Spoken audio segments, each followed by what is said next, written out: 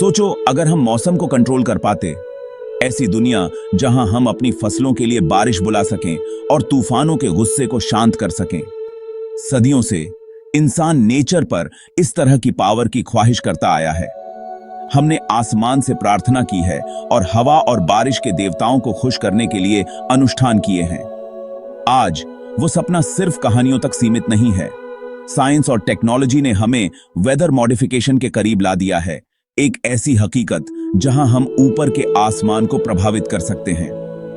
लेकिन इस पावर के साथ एक बड़ी रिस्पॉन्सिबिलिटी भी आती है, हमारे एक्शंस के पोटेंशियल कॉन्सिक्वेंसेस को समझने की रिस्पॉन्सिबिलिटी। हमें अपने प्लैनेट को आकार देने वाली ताकतों में हेर फेर करने के एथिकल इंप्लीकेशंस पर ध्यान से विचार करना चाहिए। यह ऐसे वेदर कंट्रोल की संभावनाओं और खतरों का पता लगाएगा, टेक्नोलॉजीज, चुनौतियों और आगे आने वाले मॉरल डिलेमास की जांच करेगा। वेदर मॉडिफिकेशन वैज्ञानिक तरीकों से वेदर पैटर्न्स को जानबूझकर बदलना है। इसमें क्लाउड सीडिंग से लेकर और भी एम्बिशियस जियो इंजीनियरिंग प्रपोजल्स तक कई तरीके शामिल हैं। इन टेक्नोलॉजीज में प्राकृतिक आपदाओं को कम करने, सूखे से निपटने और यहां तक कि ग्लोबल क्लाइमेट चेंज को प्रभावित करने का वादा है। क्लाउड सीडिंग वेदर मॉडिफिकेशन के सबसे स्थापित रूपों में से एक है। इसमें सिल्वर आयोडाइड जैसे पदार्थों को बादलों में फैलाना शामिल है।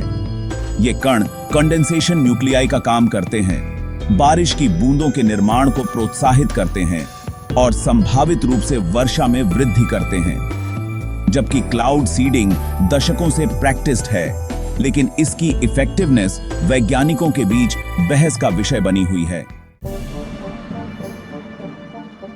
क्लाउड सीडिंग को दुनिया के अलग अलग हिस्सों में डिप्लॉय किया गया है, अक्सर सूखे की स्थिति को कम करने या जल संसाधनों को बढ़ाने के उद्देश्य से।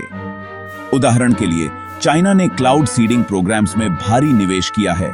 इसका उपयोग शुष्क क्षेत्रों में वर्षा बढ़ाने और यहां तक कि बीजिंग ओलंपिक जैसी प्रमुख इवेंट्स के लिए आसमान साफ करने के लिए भी किया है। हालांकि क्लाउड सीडिंग की इफेक्टिवनेस वैज्ञानिक जांच का विषय बनी हुई है। कुछ स्टडीज ने प्रॉमिसिंग रिजल्ट्स दिखाए हैं, यह सुझाव देते हुए कि यह कुछ कंडीशंस में वर्षा को मामूली रूप से बढ़ा सकता है।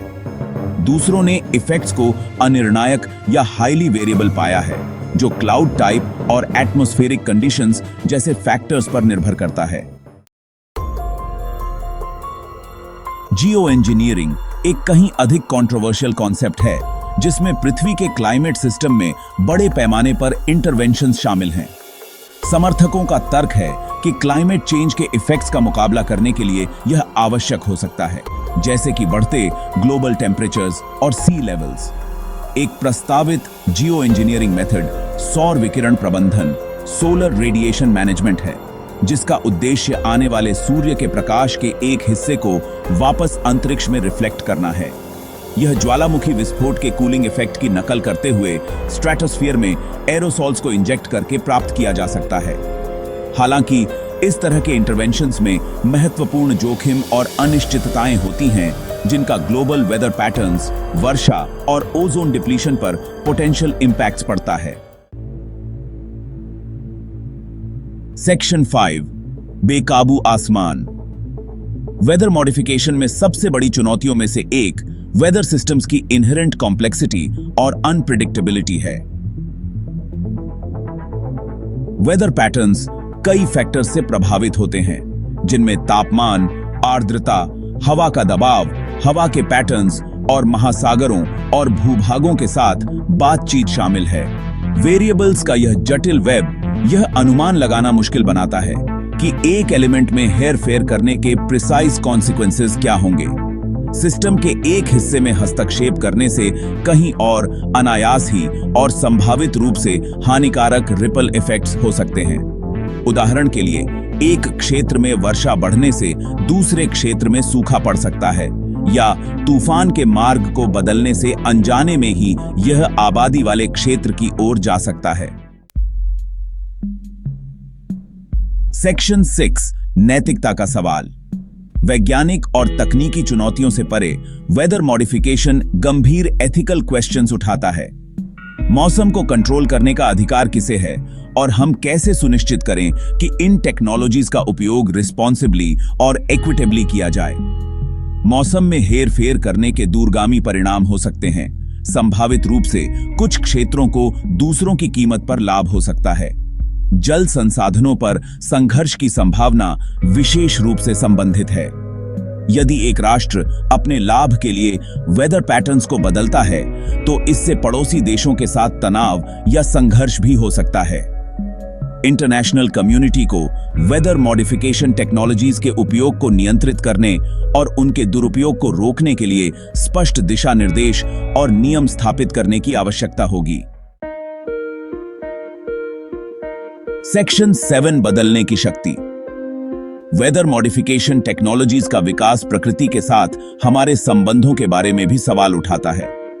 क्या इतने बड़े पैमाने पर प्राकृतिक प्रक्रियाओं में हस्तक्षेप करना एथिकल है?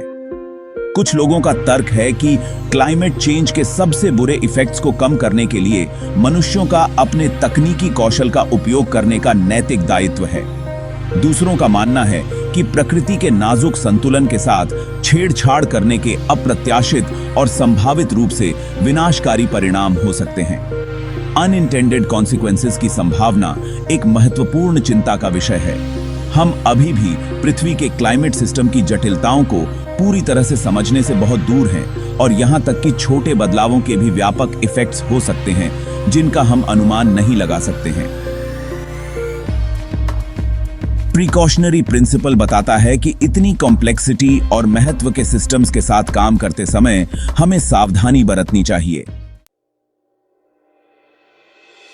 सेक्शन 8 जिम्मेदारी का भार। जैसे जैसे हम वेदर कंट्रोल के दायरे में आगे बढ़ते हैं, हमें सावधानी और रिस्पॉन्सिबिलिटी की गहरी भावना के साथ आगे बढ़ना चाहिए। इंटरनेशनल कोऑपरेशन, पारदर्शिता और पब्लिक एंगेजमेंट यह सुनिश्चित करने के लिए महत्वपूर्ण है कि ये टेक्नोलॉजीज एथिकली और सस्टेनेबली रूप से विकसित और तैनात की जाएं। हमें जोखिमों के मुकाबले संभावित लाभों को सावधानी पूर्वक तौलना होगा, यह स्वीकार करते हुए कि प्राकृतिक सिस्टम्स की हमारी समझ और नियंत्रण की सीमाएं हैं। मौसम को प्रभावित करने की क्षमता एक शक्तिशाली उपकरण है जिसे हल्के में नहीं लिया जाना चाहिए। हमें इस उभरते हुए क्षेत्र में नम्रता के साथ संपर्क करना चाहिए, यह स्वीकार करते हुए कि हम प्रकृति के स्वामी नहीं बल्कि एक नाजुक और इंटरकनेक्टेड प्लैनेट के स्टुअर्ड हैं। सेक्शन 9 संभावनाओं का भविष्य। वेदर कंट्रोल का भविष्य आशाजनक और अनिश्चित दोनों है। जैसे जैसे वातावरण के बारे में हमारी समझ और हमारी टेक्नोलॉजिकल कैपेबिलिटीज आगे बढ़ती रहेंगी, हम एक दिन मौसम को उस हद तक नियंत्रित करने में सक्षम हो सकते हैं जिसकी हम आज कल्पना भी नहीं कर सकते। एक ऐसी दुनिया की कल्पना कीजिए जहां हम विनाशकारी तूफानों को रोक सकें, सूखे को कम कर सकें और यहां तक कि क्लाइमेट चेंज के सबसे बुरे इफेक्ट्स को कम करने के लिए ग्लोबल क्लाइमेट को भी प्रभावित कर सकें। हालांकि यह भविष्य अपनी चुनौतियों के बिना नहीं है। हमें एथिकल कॉम्प्लेक्सिटीज को नेविगेट करना चाहिए, संघर्ष की संभावना को दूर करना चाहिए और यह सुनिश्चित करना चाहिए कि इन टेक्नोलॉजीज का उपयोग सभी मानव जाति के लाभ के लिए किया जाए। आज हम जो निर्णय लेते हैं वे वेदर कंट्रोल के पाठ्यक्रम को आकार देंगे और यह निर्धारित करेंगे कि यह अच्छाई के लिए एक ताकत बनती है या आगे विभाजन और एनवायरमेंटल डिग्रेडेशन का स्रोत। सेक्शन 10 बारिश का सम्मान। मौसम को कंट्रोल करने का सपना उतना ही पुराना है जितना कि मानवता, लेकिन जैसे जैसे हम इस सपने को हकीकत में बदलने के कगार पर खड़े हैं, हमें याद रखना चाहिए कि बड़ी पावर के साथ बड़ी रिस्पॉन्सिबिलिटी भी आती है। मौसम केवल नियंत्रित करने के लिए एक ताकत नहीं है, बल्कि एक जटिल और इंटरकनेक्टेड सिस्टम है जो पृथ्वी पर जीवन को बनाए रखता है। जैसे जैसे हम वेदर मॉडिफिकेशन टेक्नोलॉजीज को विकसित और डिप्लॉय करते हैं, हमें प्राकृतिक दुनिया के प्रति सम्मान और एथिकल और इक्विटेबल गवर्नेंस के प्रति प्रतिबद्धता के साथ ऐसा करना चाहिए। हमारे ग्रह का भविष्य इस पावर को बुद्धिमानी से इस्तेमाल करने की हमारी क्षमता पर निर्भर हो सकता है।